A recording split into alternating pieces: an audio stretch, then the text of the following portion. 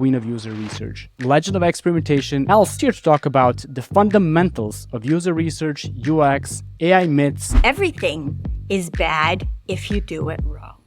I see zero use for it in evaluative research, but like zero. So you're going in the wrong direction faster. What's the use of that? Why are we doing this in the first place? What are we trying to achieve? What do we want to find out?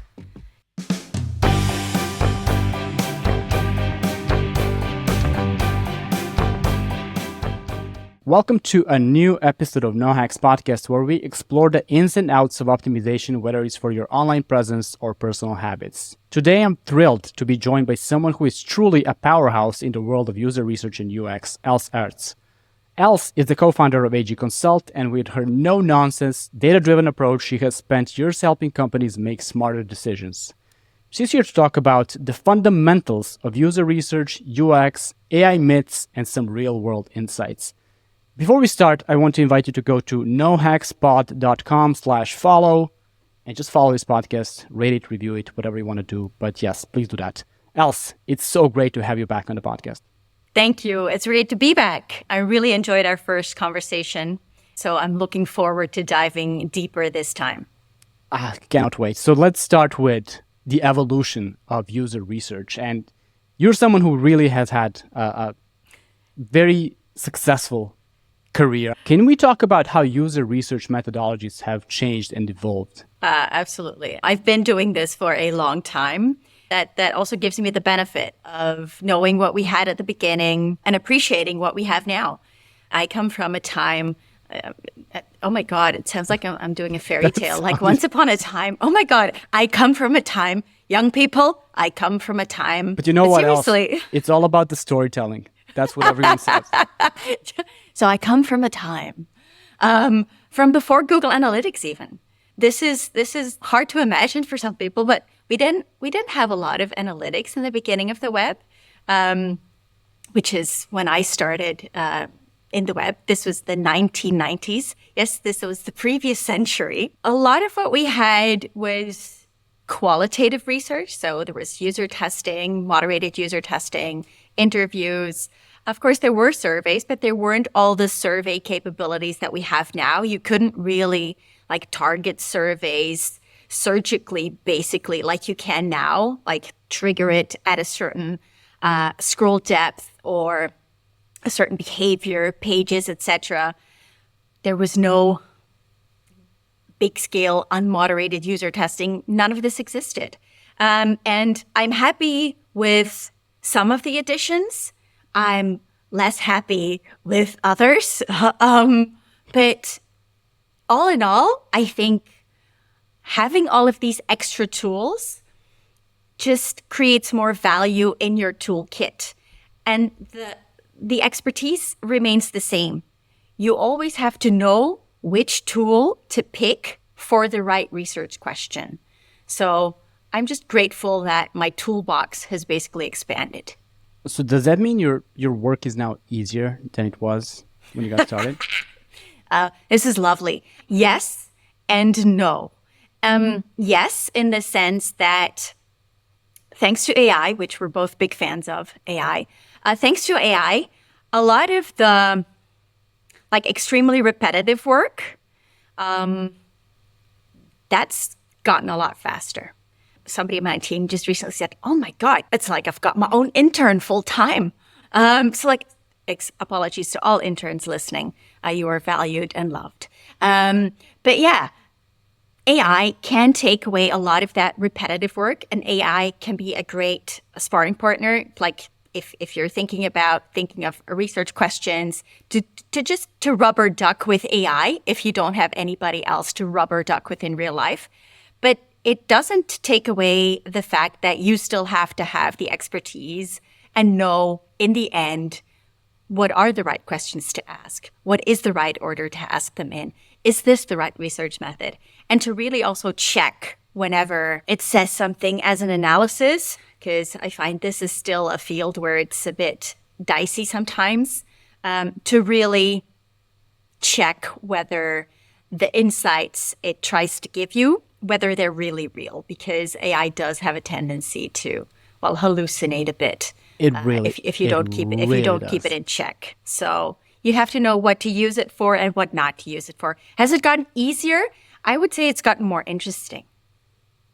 I would agree with that. I mean, life has gotten more interesting in the last year or 2 years with AI tools and all the possibilities that people have now. Like you said, you can have not one, you can have thousands of interns if you want to in one day.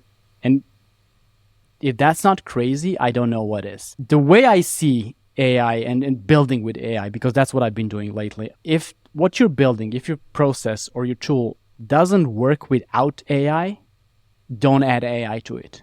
Make it work and then make it better. Otherwise, you're just contributing to the mess. You're making things up. You're basically doing, we'll talk about it, but you're doing synthetic user research. And that's kind of an analogy for all things bad for me with AI.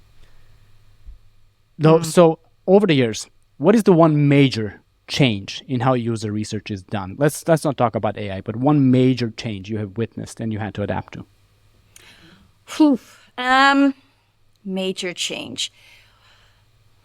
I would actually say one thing that added a lot of value to the research that we do for our clients, which is some of it is exploratory research, but a lot of it is evaluative research.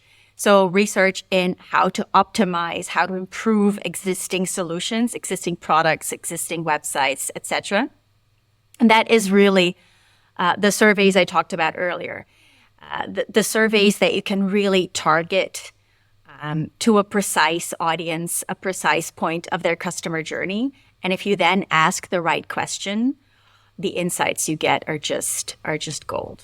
I think that's a really great addition and a great change because it's also a very accessible tool. Like it doesn't have to cost the earth. And you can do it on pretty much any digital product. So I think for me, that is probably when we're talking about qualitative user research, and surveys can be qualitative user research if you ask the right questions, I would say that's probably the biggest game changer. Yeah. So that, again, that's supposed to make it easier. But if you do it wrong, you can also make mistakes faster. And you can, it's easier to make mistakes. Oh, absolutely. Like one of my research heroes, Erica Hall, who's the author of Just Enough Research, like she hates surveys with a passion. And I used to be like, damn, Erica, why are you always, bitching about these surveys? But then I had a look at all of the surveys out there and it was like, shit, yeah, there is just so much awfulness in the world of surveys. But I'm like, let's not throw away surveys just because a lot of people do it wrong. I'm like, I had this discussion with somebody else who's like, user testing. User testing is useless testing. If you do it wrong, it is. Everything is bad if you do it wrong. But like for methods, the biggest game changer, I would say surveys. Surveys. Online targeted surveys. Hard to disagree with that. And when you said there's so much awfulness in the world, I thought there was going to be a period after that, but you said world of surveys. It could be true as well. I'm trying to keep it light. Trying to keep it light. Yes, yes. I need to read this because when my research team of one was preparing for this podcast, I found Legend of Experimentation and Queen of User Research next to your name, attached to your name. So for someone who has reached the status of other people saying that, what is the most impactful advice you have received as a mentee over the course of your career? I would say I haven't had a lot of mentors. I have had a conversation which really shaped me. And that was basically with somebody who really gave me a reality check. It was when we were first starting our company with my business partner, Carl, and I, and we were extremely cocky. We were very young. We thought we could do everything, even though we could do very little, actually. And we were talking to this really experienced exec, about all the things we thought we would be absolutely brilliant at, which we had never done. And he was like, well, it sounds like I'm in the company of greatness here. Now tell me, what are you really good at? What do you have proven expertise in? Oh, right. Yeah, we're actually good at those two things. Great. Go and do that, maybe, before you think you can do everything else. So it was very humbling. It was very necessary for us to receive this lesson. But what it helped me do was focus. Focus on UX and user research. Because I think sometimes, and I have these conversations sometimes with young people, they're like, I want to get into experimentation. What should I do? And I'm like, whoa, well, that's such a broad field. And I think in the beginning, it can be really interesting to sort of, and I think it's really valuable to know a lot of different expertises to sort of like dabble and get to know like the fundamentals of everything. But you can't be an absolute expert in everything. Like maybe you know some of these people, Sunny, but I don't know somebody who's an expert in analytics and a magician copywriter and who's also a good qualitative researcher. I don't know anybody. No. And listeners, viewers, if this is you, please connect with me because I'd love to get to know you. But no. And so I think when you're starting out your career, it's great to sort of to look around and see what really interests me. And then it can also be interesting to just go like, okay, this is the field that really interests me, like user research or UX or analytics and statistics, and then go deep. Marina Ostrovsky sent in a question that reads, what is the one mistake rookies should avoid in this field? And I think this is it. Don't try to be everything, just specialize in something, right? Let's go back to the origin story of AG Consult. You felt like you could do anything. You're smart. You can do anything. Now, user research is one area where a lot of people, CRO as well, where a lot of people feel like, I'm just good at this. Like I can figure it out. I'm smart. I know how to think, all that. Even if they don't have any formal training or any experience or anything like that, how do you feel this impacts the field? Yes. Well, I have to admit, I'm not the biggest fan of what is sometimes called the democratization of user research. Not because I fear for my job. I do not. But nobody talks about the democratization of baking. If you want to bake a cake... The pandemic changed that. Let's update our examples. You're right. Baking is a terrible example. But I get what you mean. Yeah. But seriously, nobody's going to go into a kitchen and like, I'm going to make a cake. Open the fridge, not even watch a YouTube video, not even read an article on like, what are the basic ingredients of cake? And just going like, what's in the fridge? Spinach, eggs, some soda pop. I'll make a cake work. I'm not saying that you need to spend years and years of training. No.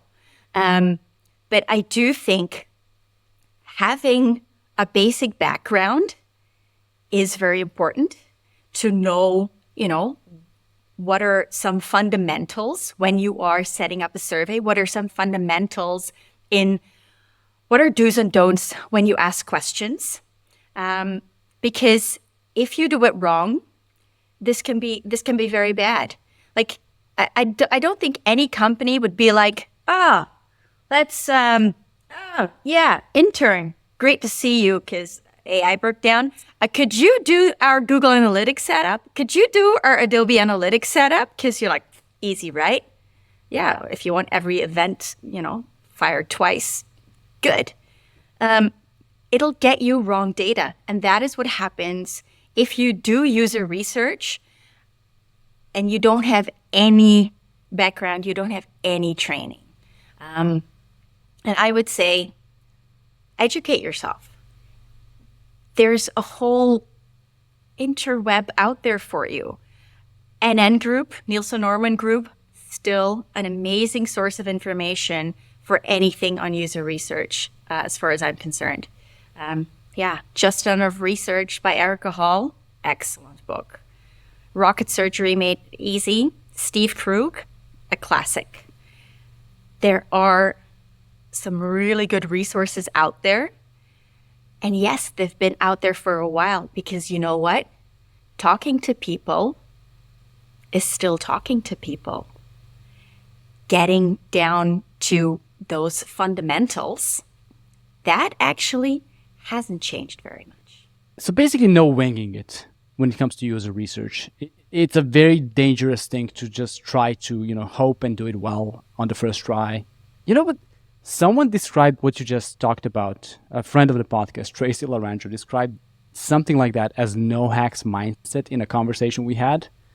And I think this is it. Like basically this is why this podcast has that name, because I'm very anti let's just hack it and try it and hope it works. You need to spend some time learning about the process and about how it needs to be done. Like I spent months, if not years, learning about the equipment for the podcast, how to set it up, and only then did I try it. This approach, this is what I really appreciate. And yes, like you said, talking to people will never go out of style. But let's talk about synthetic user research. There's a lot of buzz around it. There's more and more and more and more buzz, mostly from companies who are promoting tools that do it. They're saying it's the best thing ever. Why is this so bad? What do people miss here in trying to push running fake surveys on fake users? And what is the risk that we get out of this?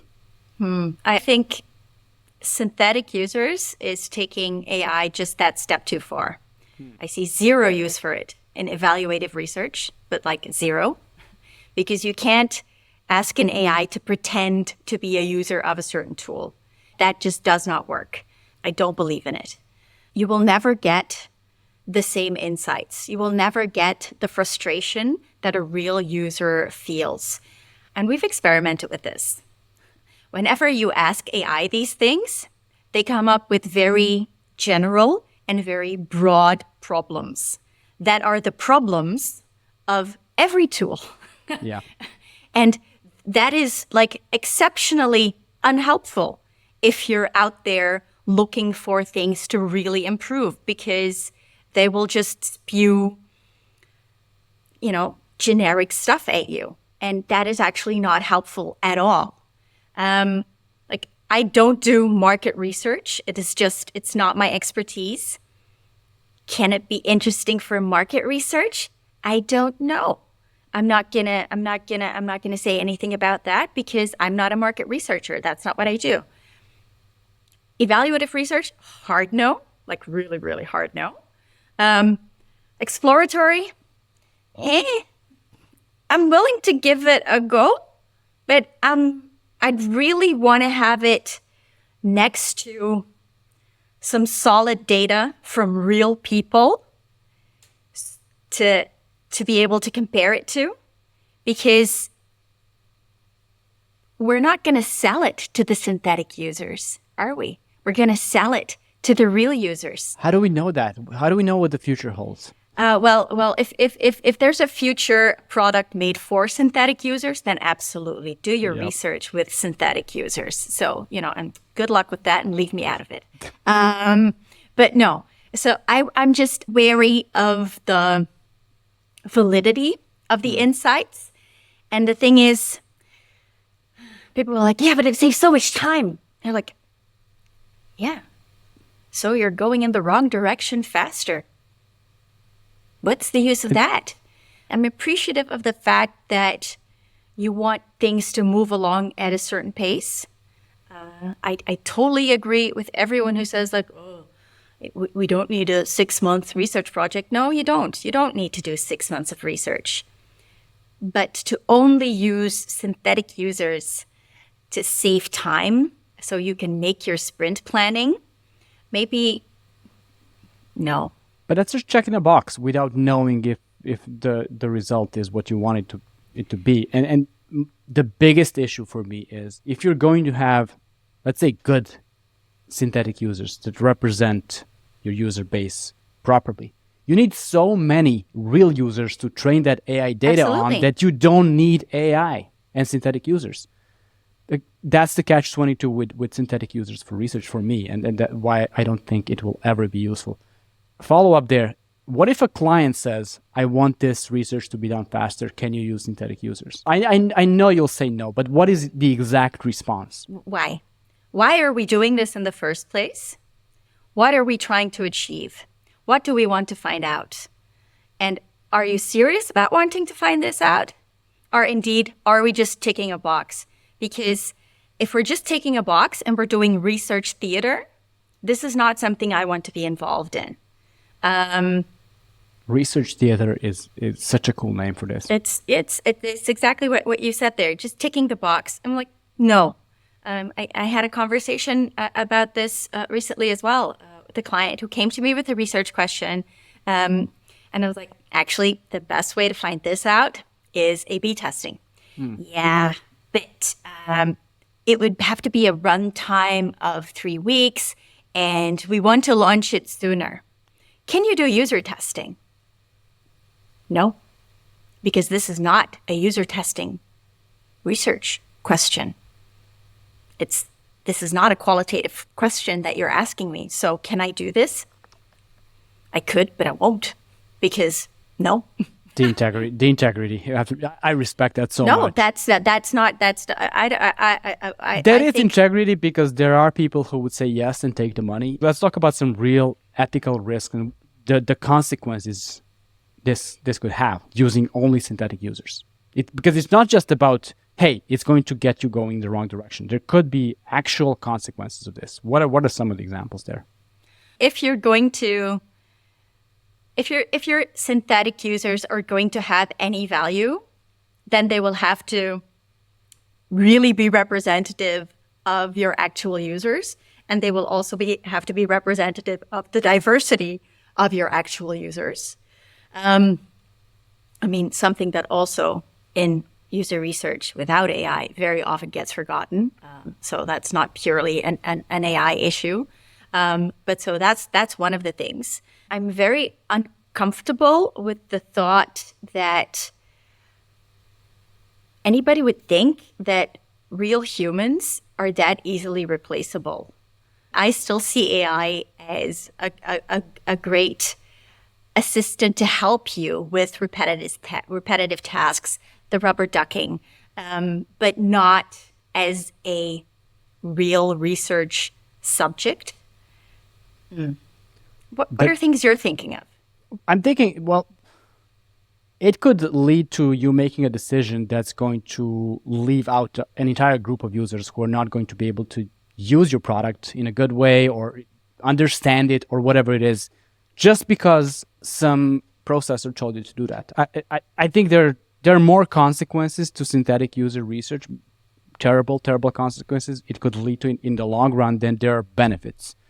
Because what is the real benefit from doing this synthetic user research versus just doing it properly, even if it takes not 6 months, but let's say a month. If you can do it in a month, you should do it in a month. Just because it's there for like 99 euros or dollars a month, some tool that will give you 1 million users that are, I don't know what they are. They're just processing power, I guess, not representative of real people, doesn't mean you should. And we talked about before the recording about stand-up comedy a little bit.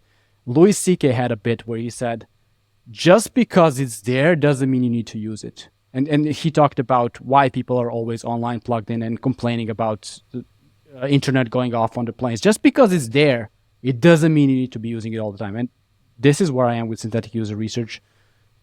It's not ready. It might be at some point, but it will really need to be more advanced than what we have right now. That's my take. I'm not going to say a hill to die on because this is not my industry, but I wanted to ask you this. What is your non-AI hill to die on alone, if that's what it takes, when it comes to user research? What's the hot take? I don't have any hot takes. I don't believe in hot takes. I think most hot takes are lukewarm at the very best. There are some things that I have pet peeves, though. They're That's not good. hot That's good takes. enough. I've got That's pet good peeves. enough. I've got a lot of pet peeves.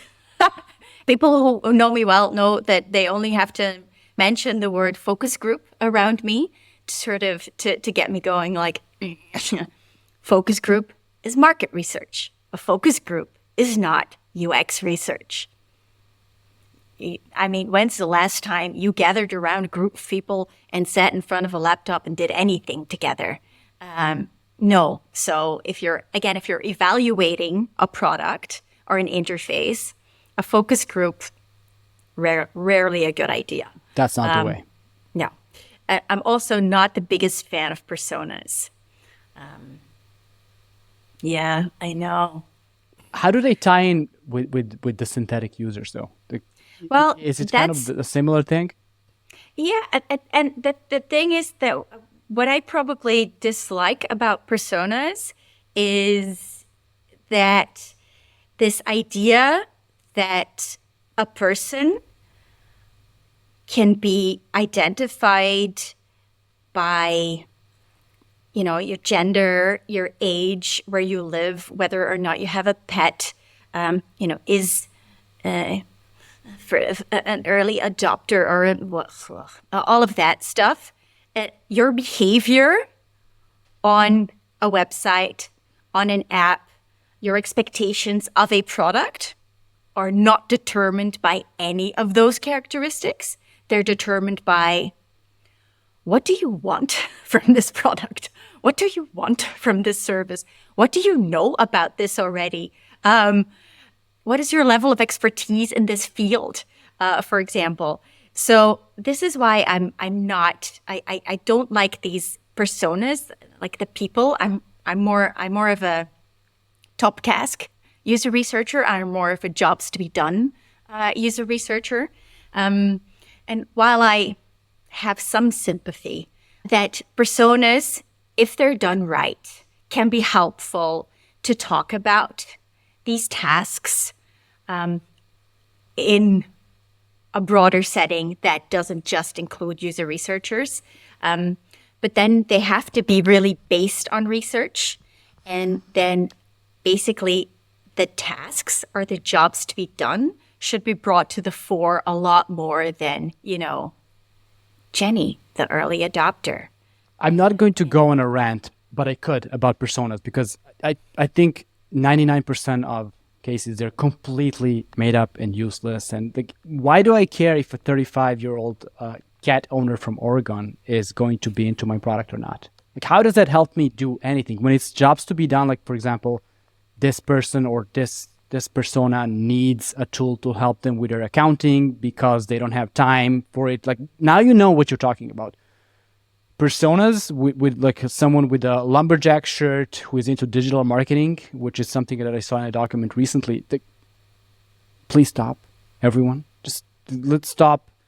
Let's leave it to people who write Netflix shows and movies. Let's let them make things up, and we should focus on real world. I don't like personas. That's the end of my rant. We have more reason. We keep having things in common, Sandy. This is amazing. Yes. This is why we're doing a second episode. Let's move on to rapid fire. I asked my connections on LinkedIn to leave some questions for. I didn't say who it was. I just said. I said legend. I know what you said. Don't repeat what you said. Okay, I said it already.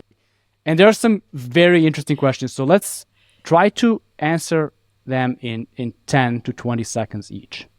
Trina Moitra asked, how do you keep bias out of user research? The main thing is be aware that this is impossible and be aware that you will be biased. That is the first step to keeping bias out of it. It sounds really... Just admit it, yep. Yeah, just admit it. Love it. And then do your best. Okay, Valentin Radu, shout out to Valentin, wonderful person, a guest of No Hacks as well. How many career experiments should you do in a decade? I think the amount that makes you happy, because I think when it comes to your personal life, optimizing for happiness is the most important thing. So as many as you want to, or as little as you want to. I love that. Kelly Wardham asked, why do you prefer moderated studies over unmoderated studies? Great question. Because in my view, when you do user testing, it is about user behavior.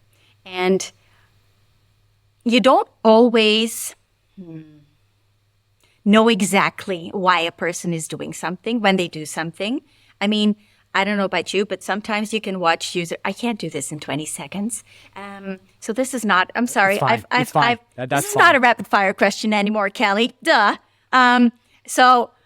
I have called in the past unmoderated user testing as the non-missing link between user session recordings and moderated user testing. Because either you can see it by just the behavior on the page, like the mouse going left to right, and they go like, oh, they're doubting between these two things, or rapid scrolling downstairs. Right. Oh, they're looking for it at the bottom of the page instead of where we put it.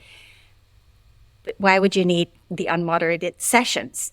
And I'll tell you who basically taught me to see the value of unmoderated user testing. And it was a copywriter, not just any copywriter, the copywriter, Joanna Wiebe. Unmoderated is great if you want people to vocalize what they're thinking. Unmoderated is actually, it's not so much about the behavior, it's about what people are saying. It's more of a way to get a lot of interviews done in one go, quote unquote, and to get people's real words than it is for behavior observation. Right. So, yeah. 20 seconds are up. Final question from Brendan McNulty. Which methods do you use when you have limited time and or resources? Man, I have to always come back to surveys. They're cheap. Surveys. They're fast to set up. And if you know what you're doing, they're gold. That was under 20 seconds. I'll give you Yay. that. Let's talk about research in real life. Let's leave work aside. It's Friday anyway. I always record on Fridays. I assume that you cannot just shut this thing off in your brain that makes you go wonder what's happening and being skeptical and being a researcher. So how do you find yourself applying all of these principles or any of the research methods or research thinking in your everyday life? Can you share some examples of that? The thing that I keep coming back to more often than user research is UX and usability. Whereas I think if you have a background in usability, you notice bad UX and bad user experiences everywhere. More than the good one, right? Sadly, there are a lot of bad user experiences out there. Basically, 8 out of 10 elevators, 9 out of 10 showers. Which, knob do I need to turn? Do I need to turn it? Do I need to flip it? Some knobs you need to turn while you flip them. I mean, there's no instructions. So all of these things, and you're like, oh my God, this Airbnb host should have put up a little how-to sign to use the shower, etc. Or they could have, optimized this line for lunch at this conference. Not when you go to German conferences. Not when you go to Andre Morris's conference in Frankfurt. Not when you go to Growth Marketing Summit. They've optimized the lunches, the lines there. But so you sort of you look for optimization opportunities everywhere. And I think if you're a researcher, you just have an inquisitive mindset, and you wonder why. I sometimes feel like my husband's talking about his job. He's an architect, and he sometimes talks to me about the projects that he's doing, and I just go like, why? But why did you do this? Why did you do that? So I must be like a 5-year-old sometimes. There's worse things in life to be than have a mindset of a 5-year-old. So you said you wonder why they did it this way. Do you sometimes wonder why didn't they even bother to think about how they should do this versus just slapping it? And is it laziness? Like, what is it? I'm not sure whether it's always laziness. I think it's sometimes not realizing, not realizing that there's actual value in doing that research. Just if you've never done it, then you don't know how valuable it can be. I think I don't want to attribute it to laziness. I don't know if ignorance is better. No, I don't know if it's better, but it's likely it's possible. I want to think it's because they don't know any better. They don't know any better. Because if you don't know any better, then you don't. Does it get tiring to have that always wondering mind that says, why isn't this better? Why did they do it this way? Is it exciting and pleasant to have that mindset, or does it actually get you tired of all the thinking? It might be tiring for other people. Okay. I can completely see that. It's not tiring for me because it's just the way I'm wired. And it really can be unpleasant sometimes for people, because if you show me something, I will, and the same for a lot of people in our team. When we talk about something, or we present something, the first response is usually not, "Oh, that is a great idea." The first response is, "But wait a minute, have you thought about this, that, and the other?" So it's always looking for optimization possibilities, which means you have to look for the holes. You see the holes in a theory, or you see the points of improvement to be made.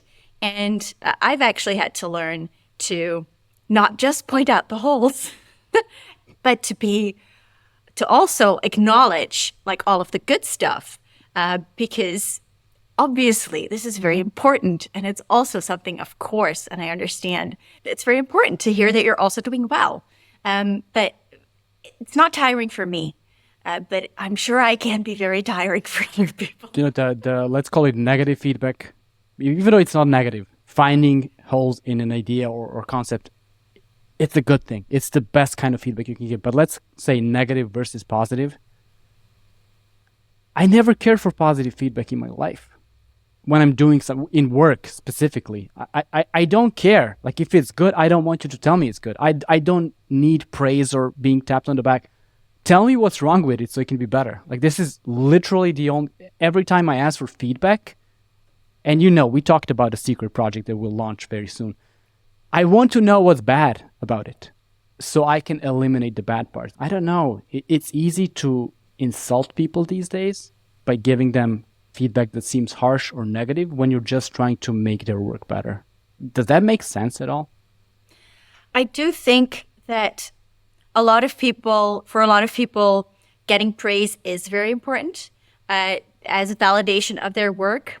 And I totally understand that. It's great if you don't need it. It means you're very secure in what you do. No, it means I grew up in Eastern Europe. Oh, maybe it's cultural, yes. But I think you should also always be open for negative feedback. Like, I love praise. I love getting praise. I'm not going to lie. I love it when somebody... I'm not buying that. I'm not buying that. I love it when somebody says, you did a great job there for us. You know, like, wow, these insights were a lot better than we had expected. I love that.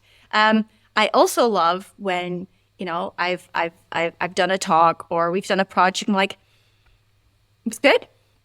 It's great. We learned a lot. This part would have expected a little bit more this and that, or maybe next time we can do and I'm like, excellent, great, indeed. Because it's only with quote unquote negative feedback, critiquing, that you can grow and that you can do better next time. And the thing is, everybody and everything, there is always room for improvement, always. You can always do better. It doesn't mean it wasn't good to start with. Wouldn't you want to do better? I'd want to do better. We need more of that. We need more of that mindset in the world in general. That's just how I feel about it. People should not expect to get bad feedback or negative feedback. People should want to be given the roadmap to doing something better. Like, I don't know. I just don't think. Maybe it's a cultural thing. I don't know. Maybe it's Eastern European talking right now because, and of course I'm half joking. Eastern Europe is not all suppress your emotions and that kind of stuff. No, but that's a stereotype, so I have to go with it. But I think there's more benefits to getting, let's call it negative feedback or improvement roadmap feedback. Maybe that's a nicer way to put it than just, hey, this is great, you crushed it. Like, what do I get out of that? And another stand-up comedian said that 2 words have ruined American culture more than anything else, and that's good job. And parents telling their kids good job whatever they do.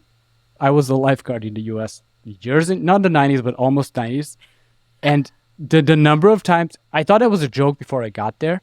No, it was George Carlin who said that. It was George Carlin, the great George Carlin. The number of times I heard parents say good job when, maybe it wasn't a good job, like swimming classes, all that stuff. You're not really helping anyone if you're just praising them when they... Don't be harsh. No, absolutely don't be harsh. But just don't false praise people. I think that's a terrible thing to do. I have one more question, obviously, and this is the fun one. When I sent you the intake form, you said you were a bird-phobic bird lover. I'll just tell you my perspective. I don't trust birds. Like, this is the only animal I don't trust because they can harm you in many... I watched the Birds movie when I was like 6 or 7. It was on TV and I watched it. And I still don't trust flying birds because they can harm you in ways that no other animal can. But explain that sentence, please. You are not making this better for me. So they can harm you in ways that no animal can. Oh my God. Yeah, no, I have had a bird phobia since forever. Okay. People ask me, but how did you get it? You don't want to know. So many terrible bird stories. I'm not going to go into that. I just know. But you still love birds. From a distance, through binoculars, preferably. You admire birds. I admire birds. I really enjoy the activity of bird watching. Again, yes, I know. This is how old can you be?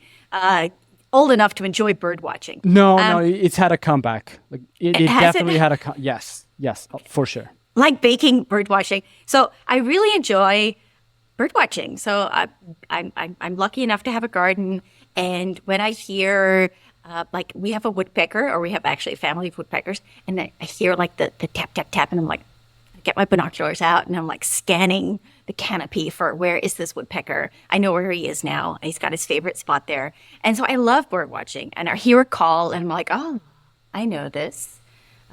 This is a buzzard. And I scan again. I love it. But birds can't come close to me because then I freak out completely. But really like completely. Oh, wow. So you don't want to, yeah. Yeah, you don't want to be near me when that happens. But you know what? They're basically dinosaurs. It's okay to be afraid. I totally agree. I'm super happy that you said, but I might disagree with you that flying birds are the creepiest ones. Chickens are the creepiest birds there are. I can feel like my heart rate going up, and I can feel my tummy doing things that I don't want it to do. Time to stop it. Because it's really too much for me. Thanks. Time to end that, and time for me to thank the audience for listening to this episode. Like I said earlier, you can go to nohackspod.com/follow. Subscribe to the podcast on Apple, Spotify, YouTube, Instagram, Twitter, even Twitter. I don't know why, but even Twitter. And else, you know what I'll do? I'll praise you because you were a great guest. You were an amazing guest, and I'm so thankful. Do not say good job at me, man. Do not. Oh, it was better than good. It was way better than good. I'm not going to say that. And I really want to thank you because this was the second episode. I think even better than the first one. I enjoyed it even more. And I cannot wait to meet you in person at Conversion Hotel. But one final question for you. If you had to say to yourself 6 months from now, one word or one phrase, what would that be? Don't forget to feed the cats.